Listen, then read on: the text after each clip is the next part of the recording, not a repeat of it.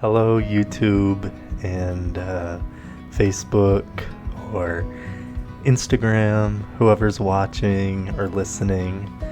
My name's Noah. I'm the Armless artist at Armless Art, and I come to you today with a little bit of I don't know, it's kind of reminding me of a podcast, not gonna lie, because I don't really do these voiceover things very often.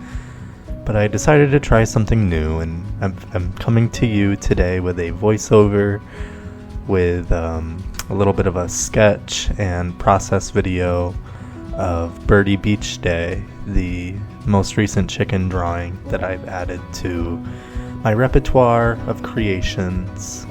And so I kind of just wanted to talk about that process and what inspired it and kind of where I was, what the headspace was like for this project, and different things that I worked on while I was getting it done, simultaneously in my personal life and my career. So, without further ado, let's just jump right in, shall we? So I'm sure you noticed that the sketch started at a completely different location than I usually draw at. This was actually a friend's house I was visiting back in the spring. They had a really nice drafting table in their room, so I took full advantage of that and was able to pound out a little bit of a sketch while I was there. Unfortunately, that trip ended pretty suddenly, so I decided I would just finish the sketch back in my studio when I got back to Pennsylvania. The idea for Birdy Beach Day kind of came to be at the airport, actually, on my way to go see this friend.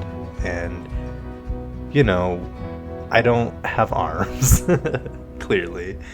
And so when I'm at the airport, there's not really much to do. If I eat, which I did that day, I ate, and a lot of people stared. And I didn't really feel comfortable eating my sandwich because I knew, I was going to get sauce on my toes and it was just going to be uncomfortable. And I actually ended up throwing out my sandwich that day. But then I decided to, whip out my art Pinterest account on my phone, and I just kind of looked into chicken drawings, for inspiration, really, while I was just wasting time at this airport waiting to board my flight. And so I picked apart a couple different inspiration, pictures and whatnot, saved them to a couple boards, and I was like, yeah, this seems like a fun thing. I was actually traveling up to Boston, so I was thinking of the Cape Cod, and things like that, and the lighthouses, and so I go, we'll go for a beachy theme. And this was back at the beginning of April, so summer was on the horizon. It was still kind of rainy, and the weather was less than stellar. I think I was traveling when it was like one of the last nor'easters coming through of the season, and I think I had a delay that day. I don't know. It was a couple months ago, and I've done quite a bit in that time since, so it's kind of blurry, but nonetheless, we got to our place, safely, and I came ready with a new idea. But like I said, that trip did end suddenly, and I decided, we'll put it to rest, and I'm just going to try and get through these next couple days. And when I got back to my studio, I jumped right back in. But it was kind of poetic. When things don't really go as planned, you really have to think about how you're going to react or what you're going to do to move forward. And I was pretty devastated to have to leave early, and but it allowed me to really get back to me and really centered and grounded me in what I do and why I do it. So ultimately, I'm grateful for the whole experience, and I'm glad that everything happened the way that it happened, because I feel really good right now. I feel really open. I feel just really creative and inspired. I'm constantly thinking before I go to bed, what can I do now? What can I do tomorrow?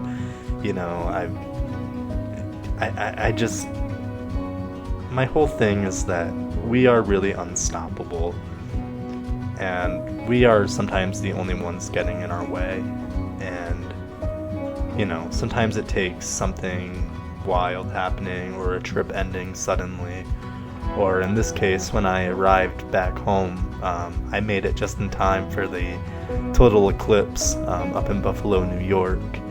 And so it was really poetic and humbling. By the time I got home, I was still feeling a little shocked from everything that had happened and went down. But, I just went to what has always been there for me in the past through everything that I've been through, and that's art. And so I finished the chicken drawing, bit by bit, day by day, adding colors at a time and just building on each of the characters. They went kind of from sketches to full-blown original characters, which was really exciting for me. It's not something that I dabble into often, so to actually give them really special characteristics and little personalities and kind of trace back to who they remind me of in my own personal life was really fun. And it got me thinking, what else can I do with this? For now, I've just been making them on Procreate on my iPad, and I've been putting them on magnets, like refrigerator magnets, and they go like hotcakes at the different art events that I attend throughout the summer. And they sell really well online, and I think they're really cute. I love magnets. I tell people all the time that the fridge is one of the first places I go to in the morning. So I like to have a lot of fun magnets that will make me smile, or just kind of get my day off to a good start while I'm at the fridge. And I was just like, it's really fun, but what else can I do? How can I really take full advantage of this piece and of this little series and of these characters? How can I give them the limelight they deserve? And so I kind of, thought about it for a while, and everything that had happened, with the sudden change in my trip and plans kind of getting flip-flopped a little bit, it kind of spurred a little bit of a younger part of me to come out. And it's not something that I talk about too often on social media, but I do have PTSD, just from childhood things and medical surgeries and, just really, really down bad feelings of loneliness, just from the way that I was brought up and different things that I experienced and the different insights that I had in my mind during those moments. So they come up when I get kind of triggered, and so I really just needed a boost, I didn't want to get sad. I just wanted to take what had happened, and I wanted to turn it into something good. And I wanted to connect that younger part of me with my adult part. And so I decided that, yes, I was going to put these on magnets as well, but I'm going to go a step further, and once the drawing is done, that I was going to go back into the drawing and go back into the characters that I, scribbled out, because I like to keep it organic in my drawings. But I was going to go back and, fine-tune the line work and just kind of, kink out the details, I guess, or work them out and make it a little bit more of a simpler design. And when I did that, I simultaneously created a coloring book, and I was like, how exciting. The younger part of me used to love coloring. It was something that I always did. I always had the big 64 box of Crayola crayons. I had every color, and it was just something that I always enjoyed growing up. So it's something that's always been a part of me and came very naturally. And so once I had the coloring book, I was like, well, I guess I could just color these in. and kind of keep with that simple vibe, and use just a handful or a footful of colors, and I colored them in, and voila, I had stickers. And so this was all very exciting for me, and because I was just so used to doing the magnets, and I was like, wow, this has been right in front of me this whole time. And I really just jumped into it this time. I just was feeling really connected to my younger self, and I wanted to pay homage to that part of me, because that's a part of me that felt very uncomfortable and shameful and alone, and that's not something that I really struggle with anymore, thanks to my art and the support that it has provided for me. So yeah, all said and done, I'm just really, really happy with how this piece turned out, and the changes that it invited into my life, and kind of how I'm going to proceed moving forward. So, Birdy Beach Day, what a wonder,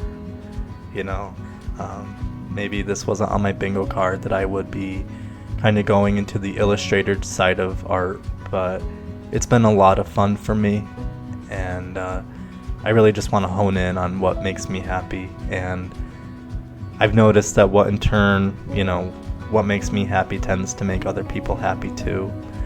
And so that's really what I'm going for. So yeah, be sure to check out the magnets on armlessart.com, as well as the coloring books and the stickers. They're all manufactured by me and my feet here in the Armless Art Studio. So yeah, thank you for listening, and I'll catch you next time.